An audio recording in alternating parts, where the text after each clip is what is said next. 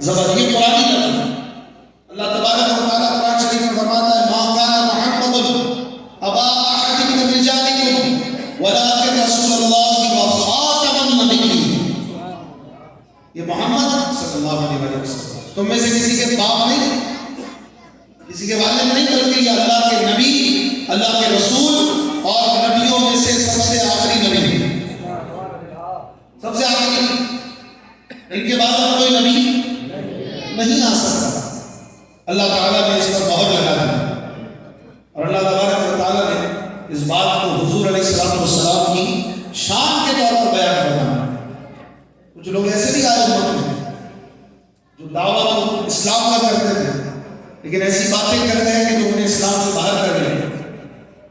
ان میں سے ایک شخص نے یہ بھی کہا کہ اگر حضور علیہ السلام کے بعد کوئی نیا نبی آ جائے، معاذ اللہ معاذ اللہ ثم معاذ اللہ، کہیے معاذ اللہ، آ ہی نہیں سکتا، قرآن نے کہہ دیا، لیکن اس بدبخت بظاہر مسلمان کہلانے والے نے یہ بات لکھی کہ اگر حضور علیہ السلام کے بعد کوئی نیا نبی آ جائے تو آپ صلی اللہ علیہ وسلم کی ختم نبوت پہ کوئی فرق نہیں پڑا۔ نعوذ باللہ من ذالک۔ کیسے فرق نہیں پڑا؟ بھائی حضور علیہ السلام جب آخری ہیں، ان کے بعد کوئی نیا آ جائے تو پھر وہ آخری ہوگا نا۔ بے وقوف، فرق کیسے نہیں پڑے گا؟ دماغ خراب ہو گیا، عقل سے پیدل آدمی ایسی بات ہے۔ اعلیٰ حضرت مجدد دین و ملت، پروانہ شان رسالت، امام عشق و محبت، شیخ شریعت و طریقت، رہبر شریعت، حضرت علامہ الحافظ القاری الشاہ امام احمد رضا خان رحمۃ اللہ علیہ، آپ نے اس فتنے کا قلعہ کما فرمایا، پوری کتابیں لکھ ڈالی اور اس شخص کو تنبیہ بھی فرمائی، اس کو بتایا کہ تیرا جملہ کفریہ ہے، توبہ کر، دوبارہ تجدید ایمان کر، تجھ پہ حکم کفر لگ رہا ہے۔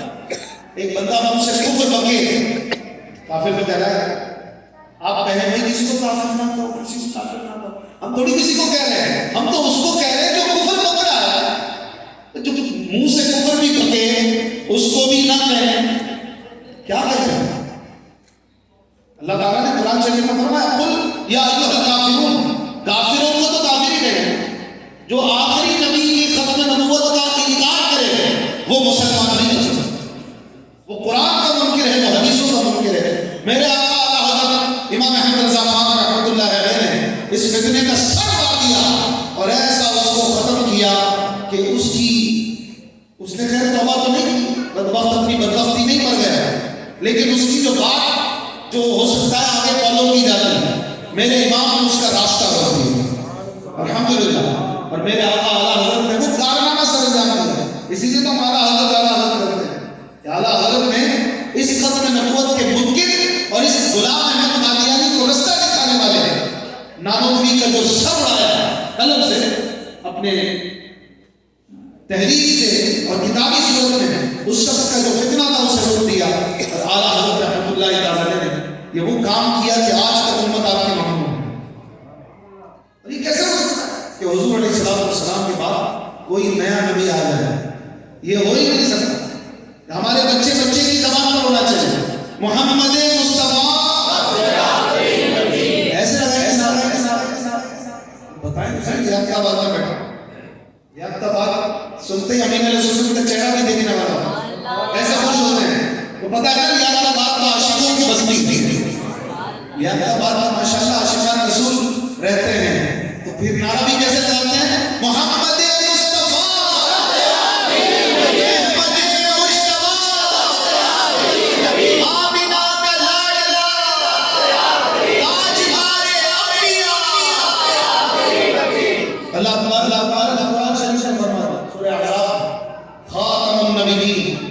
میرا محبوب آخری نبی ہے، یہ اس کی شان ہے، یہ اس کی عزت ہے۔ بعض لوگوں نے اس میں بھی خیانت کی۔ خاتم کا ایک معنی عربی میں ہوتا ہے مہر، بعضوں نے کہا یہ حضور کی شان کی آیت ہے، حضور علیہ السلام کو اللہ تعالیٰ نے مہر فرمایا نبیوں کی، گروہ نبوت گروہ انبیاء کی مہر ہے مصطفیٰ۔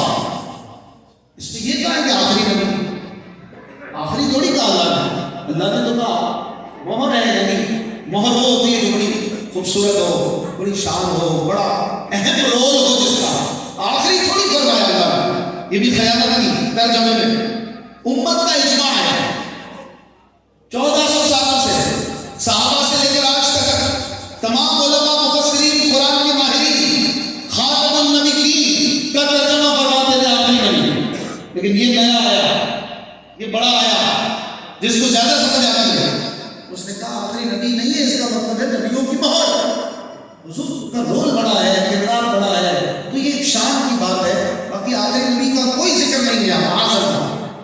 میرے آقا صلی اللہ علیہ وسلم یہ جانتے تھے ایسے لوگ بھی آئیں گے، چنانچہ آخری نبی صلی اللہ علیہ وسلم نے اپنی زبان حق ترجمان سے بھی یہ فیصلہ خود ہی فرما دیا تھا۔ چنانچہ پیارے پیارے آخری نبی صلی اللہ علیہ وسلم نے فرمایا انا خاتم النبیین، میں آخری نبی ہوں، میں نبیوں میں سے آخری ہوں، وہی لفظ جو قرآن میں ہے، انا خاتم النبیین، میں آخری نبی ہوں۔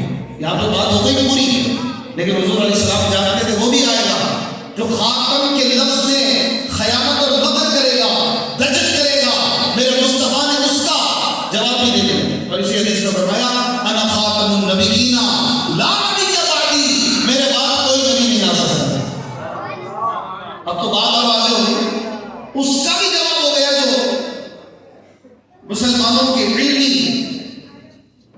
امانت میں خیانت کی کوشش کرتا ہے، اس کو جواب دے دیا کہ خاتم کا لفظ آخری ہی کے معنی ہے، اسی لیے مزید کیٹیگوریکلی فرماتے ہیں واضح طور پر لا نبی بعدی، میرے بعد کوئی نبی آ ہی نہیں سکتا، دروازہ بند فرمایا۔ حضور علیہ السلام نے فرمایا کہ اللہ تبارک و تعالیٰ نے مجھے آخری نبی بنایا، اور میری مثال ایسی ہے جیسے ایک عمارت ہو، بڑی خوبصورت عمارت، توجہ سے سنی گئی ہے حدیث شریف، اللہ کے رسول فرماتے ہیں کہ میری مثال ایسی ہے جیسے بڑی خوبصورت کوئی عمارت ہو، اور لوگ دور دور سے اسے دیکھنے کے لیے آتے ہیں، اس عمارت کی زیارت کے لیے آتے ہیں، دیکھنے کے لیے آتے ہیں، کیا خوب عمارت بنائی ہے، کیا اسٹرکچر ہے۔ آج دنیا میں لوگ عمارتیں دیکھنے جاتے ہیں، تاج محل دیکھنے جاتے ہیں، تاج محل عمارت، برج خلیفہ دیکھنے جاتے ہیں، عمارتوں سے حضور نے مثال دے کر سمجھایا کہ ایک بڑی خوبصورت عمارت ہے جسے لوگ دیکھنے کے لیے آتے ہیں، اور جب لوگ آتے ہیں دیکھنے کے لیے تو وہاں پر ایک اینٹ کی جگہ چھوڑی ہوئی ہے، ایک اینٹ کی جگہ چھوڑی ہوئی ہے، لوگ پوچھتے ہیں کہ حیرت ہے یہ ایک اینٹ کی جگہ کیوں چھوڑی ہوئی، یعنی ابھی وہ عمارت، وہ محل جس کو لوگ دیکھنے کے لیے آ رہے ہیں، اس میں ایک اینٹ کی جگہ باقی تھی۔ حضور علیہ السلام فرماتے ہیں وَأَنَا تِلْكَ الَّبِنَا، اور کما قال علیہ السلام میں وہ آخری اینٹ ہوں، جب میں آ گیا وہ عمارت مکمل ہو گئی، عمارت وہ محل مکمل ہو گیا۔ اب جب عمارت مکمل ہو گئی پھر کوئی اینٹ لگتی ہے، کبھی اینٹ لگی ہے بلڈنگ کی پوری ہونے کے بعد؟ حضور علیہ السلام آ گئے، گروہ انبیاء کی عمارت مکمل ہو گئی، اب میرے مصطفیٰ کے بعد کوئی نیا نبی نہیں آ سکتا۔ اور یہی بات ہمارے ایمان کا حصہ ہے، ہمارا ایمان ہے، اور حضور علیہ السلام کی یہ شان ہے۔ حضور کائنات کے دلہا ہے، کائنات مصطفیٰ کے لیے بنی، وہ جو نہ تھے تو کچھ نہ تھا، وہ جو نہ ہو تو کچھ نہ ہو، جان ہے تو جہان، جان ہے تو جہان ہے، میرے مصطفیٰ کریم کے لیے کائنات اللہ نے بنائی، نبیوں کو بھیجا، ایک کے بعد دوسرا، دوسرے کے بعد تیسرا، 1,24,000 کم و بیش انبیاء تشریف لاتے رہے، ہر نبی اللہ کی توحید کا بیان بھی کرتا، اور ساتھ میں ایک اور نبی کی رسالت بیان کرتا، اور وہ نبی ہے ہمارے آقا مدینے والے محمد مصطفیٰ صلی اللہ علیہ وسلم۔ ہر نبی اپنی رسالت کے بیان کے ساتھ اپنے سردار حضور محمد صلی اللہ علیہ وسلم کی بھی بات کرتا۔ اب پوچھیں کہ یہ کہاں سے کہہ رہے؟ حضور کی بات کہاں آ گئی؟ کب حضرت نوح نے یہ بات کی، کب حضرت موسیٰ نے کی، کب حضرت ابراہیم نے کی؟ تو میں آپ کو قرآن شریف سورہ آل عمران کی طرف متوجہ کروں گا، آیت نمبر 101 پڑھ لیجیے، تفصیل میں نہیں جاتا، جس کو دیکھنا دیکھ لے، اس میں اس کی وضاحت ہو جاتی ہے۔ اللہ تعالیٰ نے تمام گروہ انبیاء سے عالم ارواح میں وعدہ لیا تھا، کیا لیا تھا؟ بولیے، وعدہ، میثاق کہا اللہ نے قرآن میں. وعدہ تو چھوٹا لفظ ہے، عربی میں ایک لفظ ہے وعدہ، اس کے اوپر ہے عہد، اس کے اوپر ہے میثاق. اب میں میثاق بولوں گا تو عوام سمجھے گی، لیکن لفظ ہے، علماء اس کو سمجھ جائیں گے. میثاق کہتے ہیں ڈبل نہیں ٹرپل وعدہ. وعدہ ہے میثاق، اتنا مضبوط وعدہ، اتنا گہرا وعدہ کہ جس کو توڑنے کی گنجائش نہیں. اللہ نے فرمایا وَإِذْ أَخَذَ اللَّهُ مِيثَاقَ النَّبِيِّينَ لَمَا آتَيْتُكُم مِّن كِتَابٍ وَحِكْمَةٍ ثُمَّ جَاءَكُمْ رَسُولٌ مُصَدِّقٌ لِّمَا مَعَكُمْ لَتُؤْمِنُنَّ بِهِ وَلَتَنصُرُنَّهُ.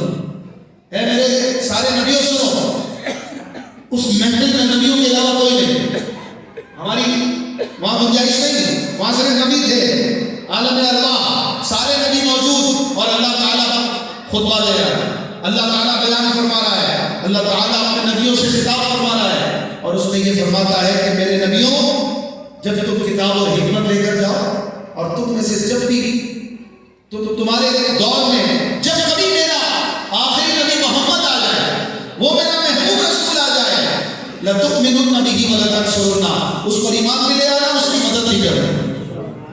اب غور کیجئے کہ نبی آتے ہیں اس لیے کہ ان پر ایمان لایا جائے. نبی کس لیے آتے ہیں؟ قوم عاد، قوم سمود، قوم مدین، قوم بنی اسرائیل، جتنی قوموں پر نبی آئے، اور قرآن کہتا ہے ہر قوم پر نبی آئے. کوئی قوم اللہ نے نبیوں کے بغیر نہیں چھوڑی تاکہ اتمام حجت ہو جائے، جنہیں ہدایت مل جائے، جو نہیں مانتے ان پر اللہ کا وعدہ پورا ہو جائے. نبی آتا ہے اس پر ایمان لایا جائے، اور اللہ نبیوں سے وعدہ لے رہا ہے کہ تم میرے محبوب پر ایمان لانا، تم میرے محبوب پر ایمان لانا، اور ساتھ میں اس کی مدد بھی کرنا.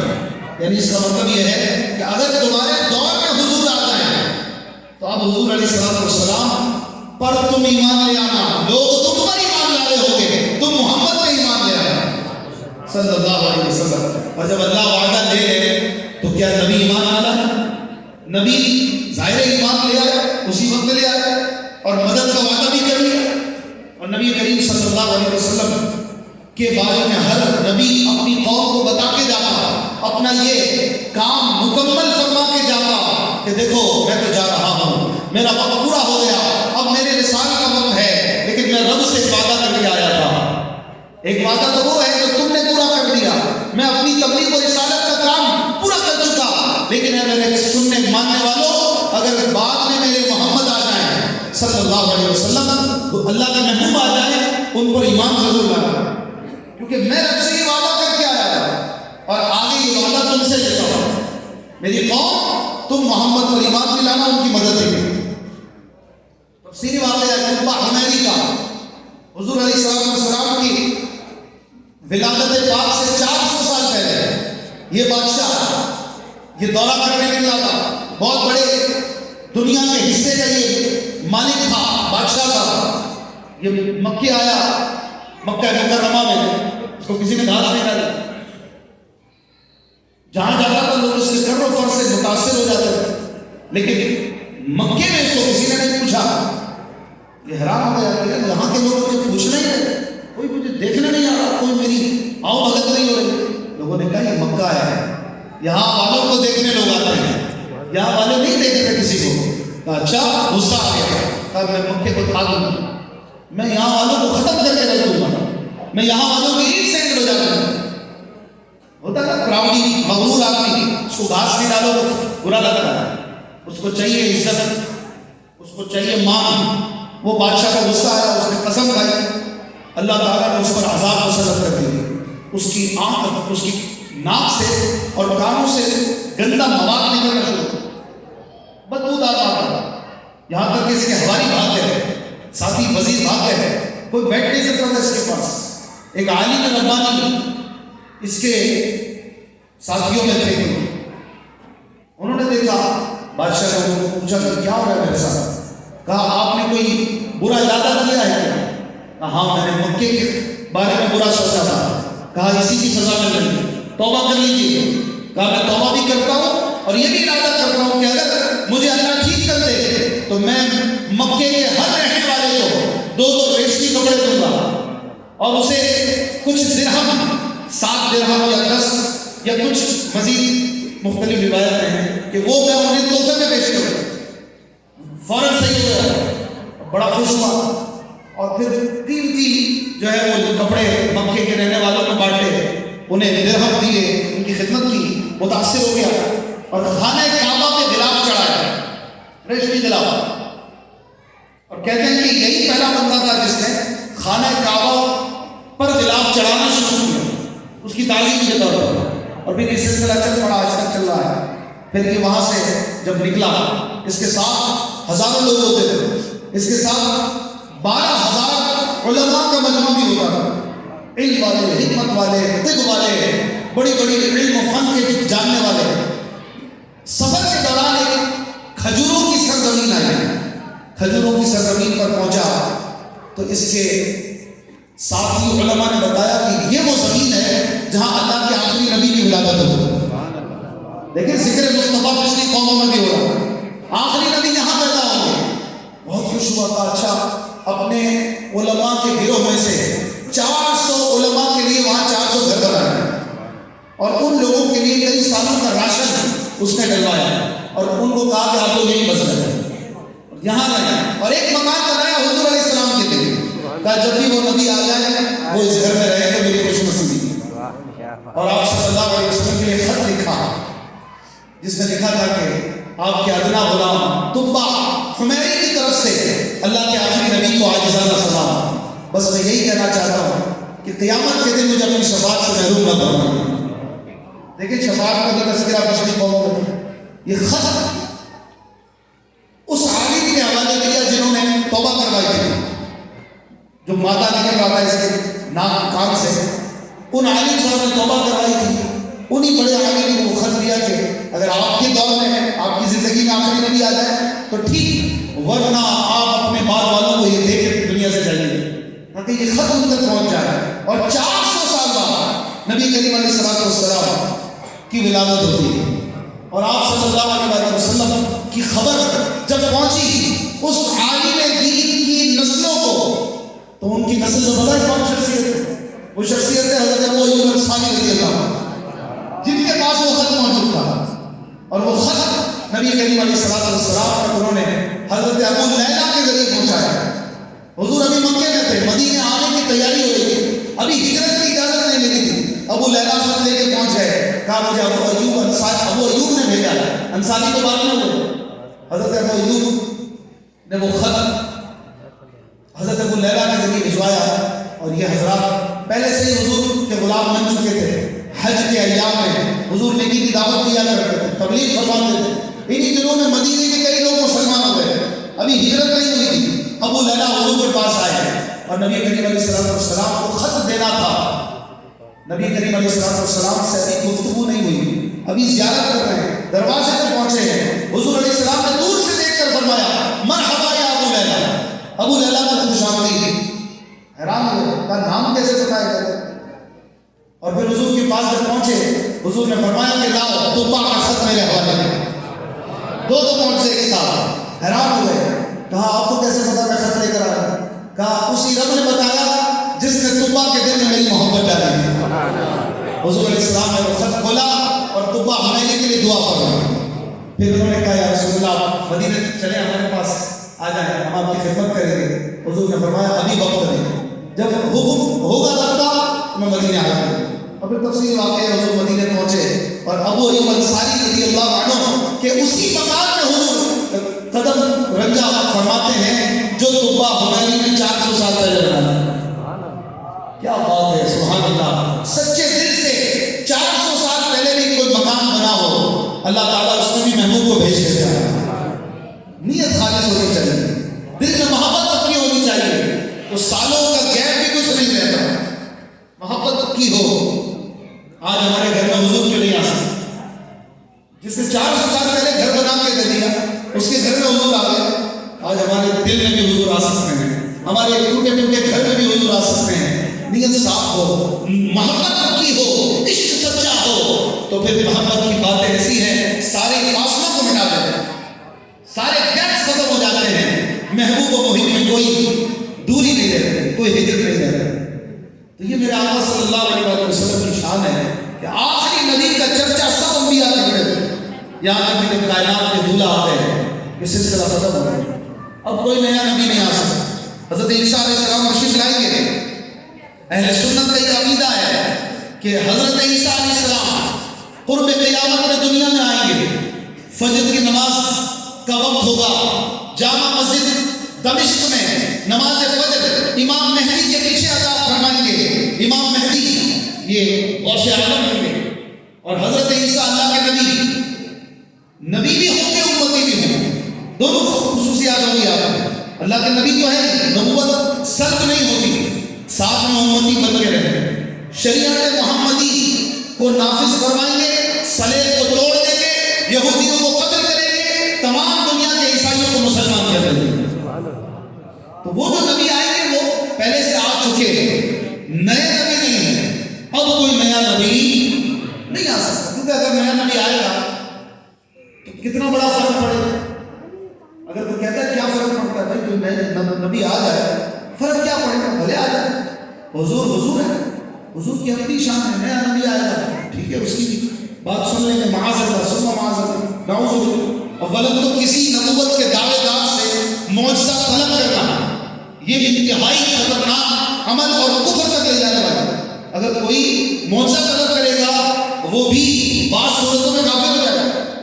تو کوئی نبوت کا معاذ اللہ دعویٰ کرے، کان بند، آنکھیں بند، اس سے دور، اس کی بات سننی نہیں، اس کی بات سننی نہیں، وہ اس سے ہمارا تعلق ہی نہیں، نہ اس سے کوئی دلیل کی جائے نہ بحث کی جائے، وہ بے وقوف عقل سے پیدل ہوگا۔ علماء اپنا کام کریں گے، علماء اپنی گفتگو کریں گے، یہ عوام کے لیے ہے کہ عوام نے اس سے بحث کرنی ہے، نہ معجزہ مانگنا ہے، کیونکہ ایسا بندہ عقل سے پیدل ہی ہو سکتا ہے، اور جو عقل والا نہ ہو اس نے کیا بات کی ہے؟ وَإِذَا خَاطَبَهُمُ الْجَاهِلُونَ قَالُوا سَلَامًا، جب کسی جاہل سے بات کرو تو اس سے بات نہ کرو بلکہ اس سے درگزر کر کے نکل جائے، دبا کرو اسے۔ تو نبی کریم علیہ السلام کے بعد اگر کوئی نبی آ جاتا ہے تو پھر بات کیا ہوگی؟ اب پھر سنت اس کی چلے، پھر اس کی بات شریعت ہوگی، پھر وہ کہے گا بھائی اب سے نمازیں 3 ہیں تو ماننی پڑے گی کہ نہیں؟ بولیے بھائی، وہ کہے گا 3 نمازیں ہیں، آپ کہیں گے نہیں 5، وہ کہے گا میں نبی ہوں کہتے ہوں، نبی میں ہوں تو نمازیں میں جتنی بولوں گا اتنی پڑھو، زکات اتنی دینی ہے، روزے اب سے 15 رکھنے 30 نہیں رکھنے، اب سے قرآن کے 15 پاروں کو ماننا ہے، 15 کو چھوڑ دو معاذ اللہ۔ تو اگر نبی مانیں گے تو پورا اسلام کبھی سارا بھولیا چلا جائے گا، سمجھ رہے بات؟ اور پھر اسی کی چلے گی، وہ نبی ہے، تعظیم بھی پھر اسی کی مقدم ہوگی، پھر حکم بھی اسی سے چلے گا۔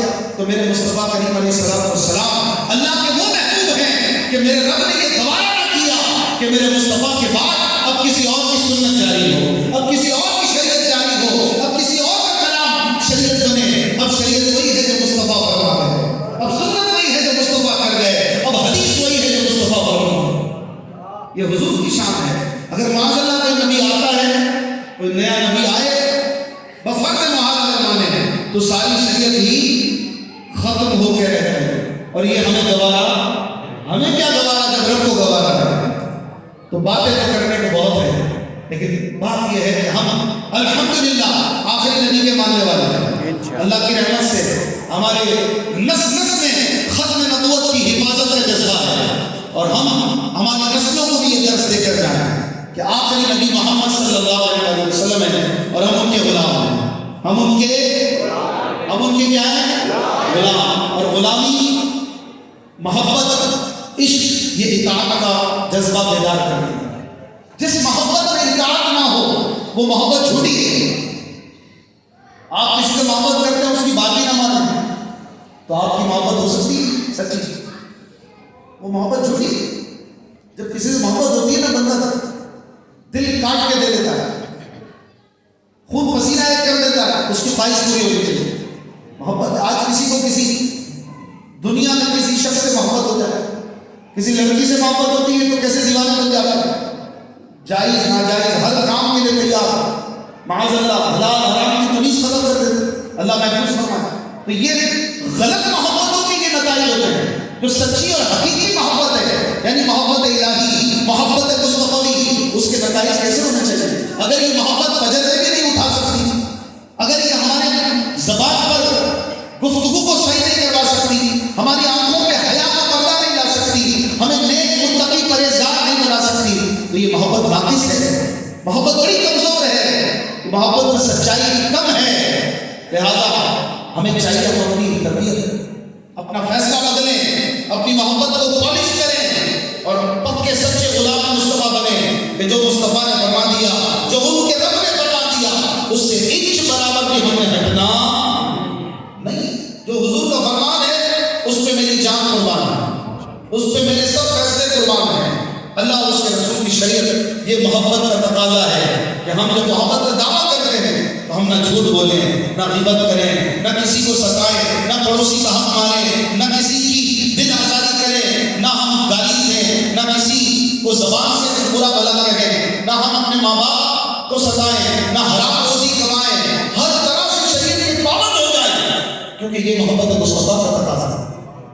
نوجوانوں کی بڑی تعداد بیٹھی ہے، آج ہمارے نوجوانوں میں بڑا جذبہ ہے ماشاءاللہ، محبت مصطفیٰ کے جذبات دیدنی ہوتے ہیں، کبھی کبھی دیکھیں تو بڑا اچھا لگتا ہے، لیکن جب عمل کے میدان میں یہ بھائی آتے ہیں اکثر بیچارے پیچھے رہ جاتے ہیں۔ نماز فجر میں کیا حال ہے؟ مت پوچھیے، مسجد خالی، کیا ایسے ہوتے ہیں ختم نبوت کے محافظ کہ جن سے فجر نہ اٹھا جائے؟ یہ کیا محافظ ہیں؟ اپنی محافظت کو پکا کرے بھائی، یہ محافظ جو باہر بیٹھ کے ہوٹلوں میں گالیاں دیتا ہے، تو میں کہوں گا کہ محافظ تو ہے، دیوانہ تو ہے،